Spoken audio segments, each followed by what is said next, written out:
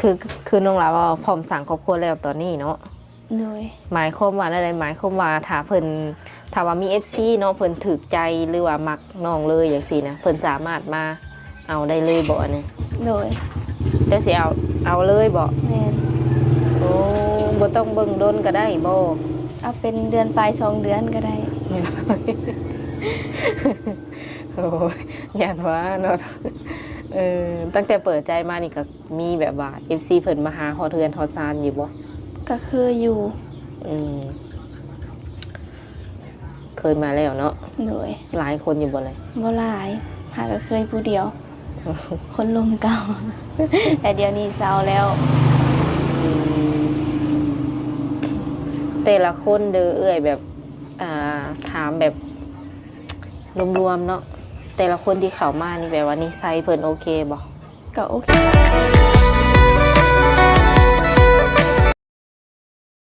สบายดีสวัสดี FC เบิดทุกคนเด้อยินดีต้อนรับทุกคนเข้าสู่ช่อง YouTube ของสาวบุญเปียงสาวลาวเด้อมาพอกับสาวบุญเปียงในมื้อนี้เนาะก็อยู่ตรงไห้ตรงหน้าพี่แหละทุกคนเลยอยู่เถียงไห้เถียงหน้าเนาะโดยก็ยังบ่ทันได้ดำไห้ดำหน้าเถื่อทุกคน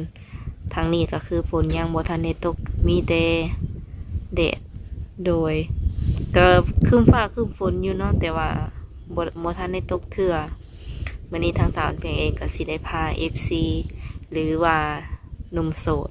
ไปหาสาวโสดคือเก่าซึ่งสาวโสดคนนี้ก็เคยเปิดใจแล้วรอบหนึ่งหรือว่า2 รอบนี่ได้สาวบุญเพียงเองก็ยังสิว่าไหนถ้าจำบ่ผิดนะก็ประมาณเทื่อ2 เทื่อเนาะทุกคนโดยซึ่งว่าชื่อเพิ่นก็คือสาวนี่เป็นสาวโสดที่ว่ายังบ่เคยผ่านการแต่งงานซึ่งว่ามื้อนี้ทางเราเองก็สิได้ไปอัปเดตทางน้องเพิ่นเนาะหลังจากที่ว่าเพิ่นเองก็ออกมาเปิดใจหลายเทื่อแล้วตอนนี้นี่เป็นแนวใดสถานะหัวใจเพิ่นแนวใดก็เข้าไปโอบไปลงหรือว่าไปฟังพร้อมๆกันตอนที่ว่าไปฮอดเฮือนฮอดซานเพิ่นเนาะโดยแนวใดก็ฝาก FC เป็นกำลังแห่งใจให้ในเด้อฝากกดไลค์กดแชร์กดติดตามให้ในโดยสบายดีสบายดีสาวโสดบ่ฮู้ว่า FC ยังจำได้บ่เนาะทุกคนขออนุญาตถามคืนเนาะล่ะแนะนำตัวแน่ชื่อจังไดซื้อน้องนิโดยอายุจักปีตอนนี้19โดย19นี่มีปลายบ่หรือว่าหากับ19 ปีเต็มหากับ19 ปีเต็มผ่านมาน้องละเองเคยแบบว่าสร้างครอบครัวละบ่หรือว่ายังโดยมีแฟนนี่เด้ค่ะเคยอยู่บ่เคยโดยคบกันได้โดนบ่กับผู้บ่าวแต่ละคน3-4 เดือนสูงสุดบ่ค่ะโดยกับผู้บ่าวไทยนี่ได้เคยคบบ่เคยอันนี้ก็หลายมันแบบว่ามันจังไดมันบ่โดนแต่ละคนเนาะโดยสูงสุดมีแต่เท่านั้น3 เดือนแล้วก็เลิกสิบ่แม่นอันนี้น้องหว่าแบบว่าเป็นคนบอกเลิกเพิ่นเองบ่แต่ละคนหรือว่าจังไดบ่เพิ่นเป็นคนบอกเลิกเองเตอถือฮักอกตลอดแม่นบ่แม่นมื้อนี้ก็ถือว่าออกมาจังไดเปิดใจอีกครั้งแม่นบ่แม่นโดยเปิดใจแบบได้บัดนี้หาคนคุยอีกบ่หรือว่าอยากสร้างครอบครัวแล้วหาคู่ชีวิตเลยแล้วมามื้อนี้ถือว่าใจเพิ่นเต็มร้อยเนาะยังมีคู่ชีวิตแล้วแม่นเหมือนโสดแล้วหั่นนะโดยอยากได้คู่ชีวิตทางไหนคิดว่าน้องละฝั่งไทยก็ได้หรือว่าอยู่ต่างประเทศได้สามีสิทธิ์อยู่บ่นี่มีสิทธิ์เบิดโอ้ผู้บ่าวเด้อขอถามแบบตรงๆเนาะผู้บ่าวแบบผู้บ่าววัยรุ่นจังซี่นะอย่างเช่นรุ่นเดียวกันกับเจ้าหรือว่าแถวบ้านแถวเฮือนจังซี่เขาก็มาจีบอยู่บ่มาแต่น้องบ่มักโอ้แสดงว่าบ่มักรุ่นเดียวกันมันเป็นอะไรแบบความรู้สึกบ่มักรุ่นเดียวกันหั่นนะใจกับเจ้าวัยรุ่นโพดแบบรุ่นคบรุ่นเดียวกันแล้วก็เจ้าบ่มักใส่ใจหั่นนะ มักคนที่แบบพร้อมดูแลเฮาได้หั่นน่ะ อืมเท่าที่เคยแบบว่ามีประสบการณ์มาเนาะระหว่างวัยรุ่นเนาะกับหนุ่มอายุหลายอย่างสินะคิดว่าตัวใดแบบมักหลายกว่ากันเลยมันแตกต่างกันจังใดอย่างสินะอย่างเช่นผู้บ่าวอายุหลายนี่เป็นอะไรเนี่ย เพิ่นใส่ใจหั่นน่ะ อ่า เว้าให้เกียรติสุภาพ โอ้นั่นคือผู้บ่าวอายุหลายเนาะ แม่น ส่วนวัยรุ่นนี่ใจฮ้อนบ่ ใจร้อนสุด โอ้ก็คือไปก็คือไปเลยเนาะ ๆแม่น โดยจำกัดบ่ว่าต้องสูงสุดนี่ประมาณเท่านั้นเท่านี้อายุเพิ่น บ่จำกัดได้เบิด 70ก็สิเอาบ่ล่ะ โดย70ลงมาก็เอาได้ อืมอันนี้ว่าความจริงบ่น้องล่ะ แม่น เจ้าสิบ่อายคนบ่ บ่อาย เออโดยบ่อายก็บ่อายซะเนาะ ก็ลองคุยเบิ่งทุกคนเลยเพิ่นสิเอาเพิ่นว่าเพิ่นเอาได้ เอามาแล้วไทยบ้านไทยเมืองเพิ่นแบบว่าเพิ่นเว้าให้เว้าใส่จังซี่แบบกสิกล้าออกไปหาไปนี่กับเพิ่นอยู่บ่ ก็เพราะว่าคบวัยรุ่นคือกันกับเจ้าก็เว้าคือเก่าหั่นน่ะ เออถือว่าเบิด แม่น ครบรุ่นใดก็แม่นบ่วิทย์สิบ่ แม่นคันเอาวัยรุ่นก็ว่าบ่มีอนาคตหั่นน่ะ สรุปแล้วแม่นสิ้นแล้วติ แม่น เออแล้วเรื่องนิสัยใจคอนี่แบบว่า สิ่งที่น้องอยากแบบเน้นที่สุดอยากให้เพิ่นเป็นคนประมาณไหน ใจดีแล้วก็บ่ใจร้อน อืม ซื่อสัตย์กับเฮาพอหั่นน่ะ อืมถามว่าเพิ่นเป็นพ่อห้างเลยเคยมีลูกมีเมียมาแล้วน้องหลาคิดว่าแนวใด รับได้ มีลูกติดมานำนี่ก็บ่ติบ่ บ่ติ อืมขอเนี่ยถามน้องหลาเฮ็ดเวียกเฮ็ดงานหยังปัจจุบันนี้ ยังบ่ได้ไปไสเลยยังบ่ได้เฮ็ด อยู่เฮือนแม่นบ่ แม่น อยู่เฮือนอยู่บ้านมานี่ได้ประมาณจักเดือนแล้วแบบบ่ได้แบบติงโตไปไสเลย มันสิได้4-5 เดือนแล้ว อืมเป็นแนวใดมันบ่มีงานเฮ็ดบ่น้องหลา แม่นตะกี้น้องก็เฮ็ดเวียกอยู่สวรรค์แล้วแม่น้องโซแล้วก็เลยพักเวียกแล้วก็ออกเลยแล้วมาอยู่บ้านเลย ตอนนี้แม่ก็เสียแล้วหั่นนะก็เลยยังบ่ได้ไปทางใด อืมโตแม่เสียแต่โดนละบ่นี่หรือว่าแนวใด เฮาก็ได้เดือน2 เดือนนี่แหละ เดือนปลายนี่แหละ โอ้โดยนั่นแหละก็ขอแสดงงานความเสียใจน้ำเพิ่นเนาะคือเอ่ยมาเมื่อก่อนนี่ก็แม่นคือว่าตอนแม่น้องบ่สบายเนาะ แม่น ได้มาหาเพิ่นอีกเทื่อกับแม่เพิ่นบ่อยู่นำแล้วเนาะทุกคน โดย ปัจจุบันนี้อยู่กับไผซะน้องว่า อยู่กับพ่อแล้วก็มีเอื้อยอีกผู้หนึงแล้วก็น้องแล้วก็อ้าย พ่อเพิ่นอายุเท่าใด 60ปลายแล้ว อืมแม่ที่ว่าเสียไปนะเพิ่นเป็นโรคหยังน้องล่ะ เป็นเป็นตับ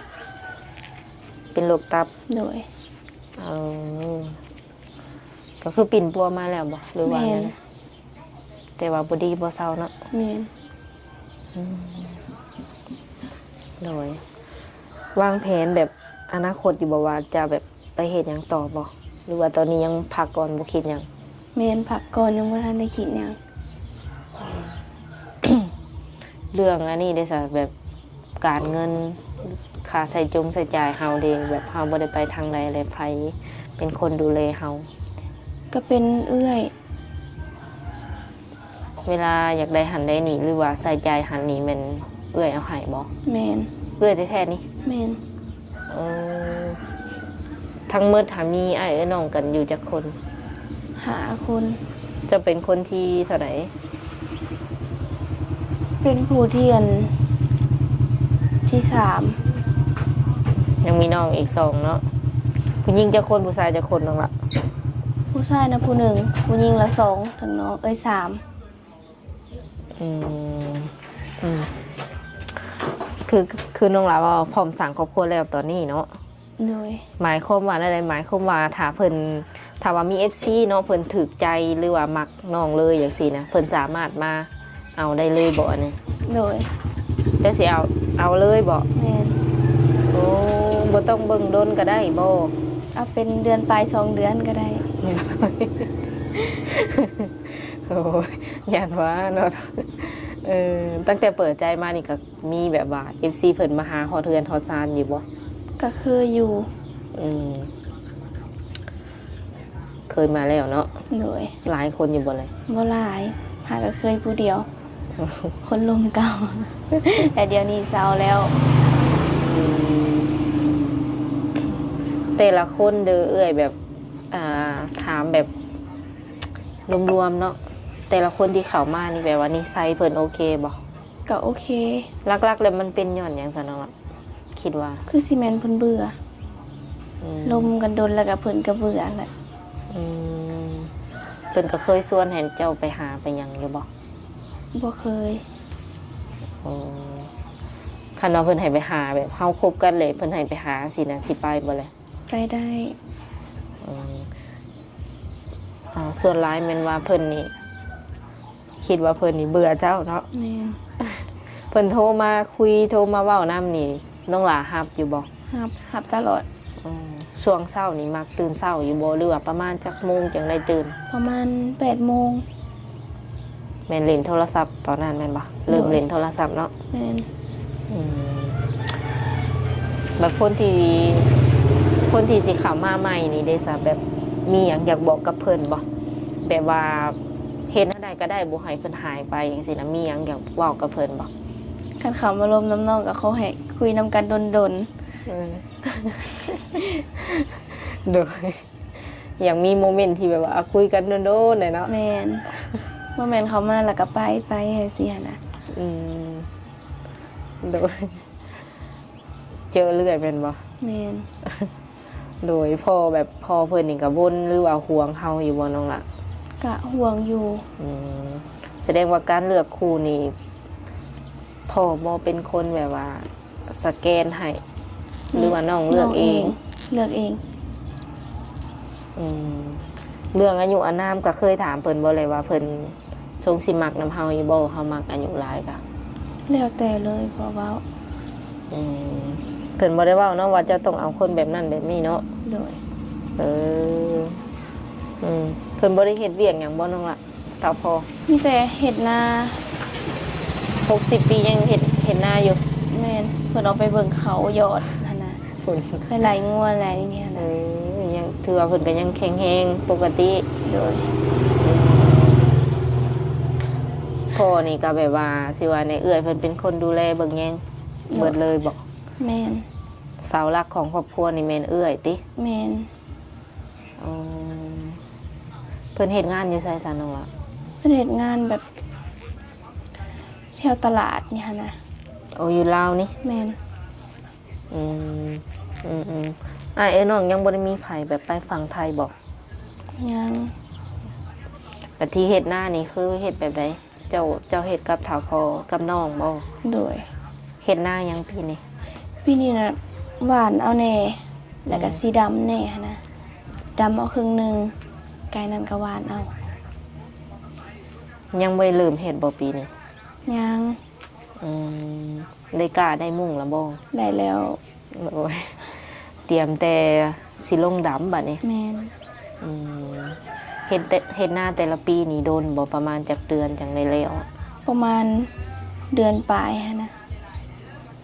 คันจ้างนี่ คิดว่าประมาณจักทิศแล้ว ทิศหนึ่งก็แล้วคันจ้าง อืม แต่ว่าทุกปีน้องก็ดำเอาเองหั่นน่ะก็เลยดนแน่ อืมได้เข้าจักสอบซะแต่ละปี เศร้าปลาย โอ้20ปลาย แม่น มันคือได้หน่อยเธอลองอ่ะ บูหน้าน้องมันแบบบ่ค่อยมีฝุ่นแน่แล้วกับหน้าบ่อยากงามหั่นน่ะ เออ อันหน้านี่กว้างอยู่บ่ความหมาย ก็บ่ได้กว้างปานใด เออสาวสอบมันก็สิกุ้มอยู่กุ้มกินอยู่บ่นี่ บ่กุ้ม เห็นได้ในแต่ละปี ใกล้สิตกกะแล้วก็ได้ซื้อข้าวกินหั่นน่ะ มันหน่อยเนาะสาวสอบทุกคน แม่น แต่ละมื้อแต่ละวันได้กินข้าวกินน้ำกับหยังครอบครัวเนาะ ซื้ออันนั้นอันนี้มาปาไว้แล้วก็เฮ็ดกินสิ้นหมู นู่นนี่นั่นหั่นนะ หน่อไม้หน่อมัน แม่น ไปหาอยู่บ่เลย หา เอาไปหาแน่ซื้อแน่สิบ่ โดย เออขออนุญาตถามแบบเข้าไปเรื่องส่วนตัวจักหน่อยเนาะแบบน้องหลานนี่มักไปหลินไปเที่ยวอยู่บ่ ก็ไปอยู่ มักไปแบบไปดูอยู่บ่เลย บ่โดนๆเถื่อ คือการไปหลินนี่มักไปหลินแบบใด หมักแบบไปลิ้นซุ่มแซวอันกินตามกินสมเฮือนหมู่แบบนี้หั่นนะ ปาปาร์ตี้กลางค่ำกลางคืนนี่ไปอยู่บ่น้องละ บ่ เคยไปบ่ เคยอยู่ แต่น้องบ่มักปานใดหั่นนะ โดยเลยผู้บ่าวแบบสมมติว่าผู้บ่าวมักไปหลินอย่างสี่นะน้องหลานมักอยู่บ่ ก็ได้อยู่ ให้ไปหลินอยู่ โดย กินเหล้ากินเบียร์นี่ก็ได้ปกติบ่ แม่นได้แต่บ่ให้กินเกินขอบเขตหั่นนะ ก็ประมาณนี้เนาะแบบมีหนวดมีข้าวนี่รับได้อยู่บ่ ได้ มื้อนี้สิไปไสๆมื้อนี้นะ หมู่มาลิ้นนำอยู่เฮือนแล้วก็หนังอยู่เฮือน ชีวิตประจำวันนี่แบบว่าเฮ็ดหยังอยู่ในบ้านนี่ แม่น อยู่แต่ในบ้านแบบบ่อยากไปหลินแถวใกล้ๆบ่หรือว่าแบบใดย้อนว่าเฮาแบบบ่มีเงินบ่หรือว่าตั้งใจบ่อยากไป ก็แบบแม่นขึ้นกับเงินแหน่หั่นนะแบบน้องอยากไปนั่นไปนี่น้องก็บ่ได้สู้ได้ไปถ้าได้เงินพุ่นแหละแต่จังได้ไป คันมี FC มาหลินเนาะเพิ่นอยากให้พาไปหลินไปเที่ยวเนาะอยากให้นั่งรถไปนำจังซี่นะน้องหล่ะอยากไปนำเพิ่นอยู่บ่ โดย สิไปน้ำแท้นี้ แม่น อ๋อบ่แม่นหยังดอกเนาะทุกคนแบบเท่าที่เพิ่นเล่ามันก็เป็นตาเหงาอะนะตื่นมาก็อยู่เพื่อนจังซี่เบิ่นหันก็ไปหลินน้ำหมู่อยู่ในบ้านโดยถ้าเราเพิ่นสิแบบ FC เพิ่นสิทักมาหลินน้ำนี้เด้สามารถทักมาได้ทางใดแน่บอก ทาง เพิ่น ไล นะ น์แล้วก็วันแอป เบิ่นแล้ว โดย คันเพิ่นถามหาเฟซเด้ซั่นว่า ก็ได้คือกัน ให้บ่ หาย อืม